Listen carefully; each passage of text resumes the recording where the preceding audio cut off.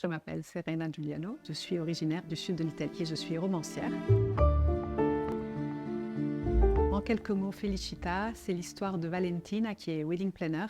Elle organise des mariages autour du lac de Côme et elle vient de perdre sa meilleure amie. Donc elle est entre une douleur très vive et la joie de ces mariages qu'elle doit continuer à organiser malgré tout puisqu'elle ne peut pas les repousser.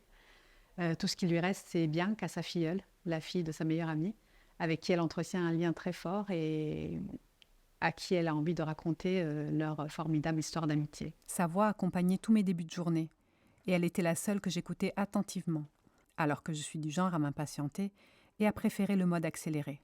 Mais les mots d'Azzurra, eux, je les dégustais. Ils comptaient. Aujourd'hui, il ne me reste plus qu'un infini silence. J'avais très envie de parler d'amitié parce que mes amies sont très présentes dans ma vie et très importantes. Donc ça vient de ce lien-là que j'ai dans ma vie réelle. Et puis j'avais envie de parler du deuil aussi, du deuil de ces personnes qui ne sont pas forcément de notre famille, qui sont des deuils très douloureux aussi. Et lorsqu'on n'est que la meilleure amie, on est moins légitime peut-être à souffrir qu'un mari, qu'une sœur, qu'une mère. Alors que dans le cas de Valentine, elle a perdu une partie d'elle. Il n'y a pas de congé accordé pour la perte de sa meilleure amie? Pas même si elle était un double depuis la cour d'école? Une sœur d'une autre mère?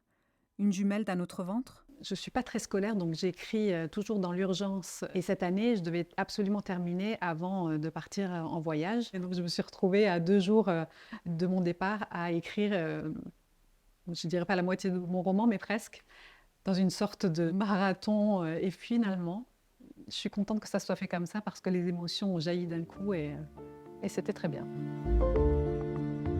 Ce livre audio, j'ai envie de dire qu'il peut s'adresser à tout le monde. Ça parle d'amour, ça parle d'amitié, ça parle de liens qui nous unissent. J'espère qu'il y a beaucoup d'humanité aussi dedans. Et puis il y a l'évasion, comme dans tous mes romans, avec l'Italie, le lac de Côme, mais pas que. On parle aussi de Milan, de la Sicile. Donc si vous avez besoin d'une parenthèse de douceur, peut-être que ce roman audio pourra vous correspondre.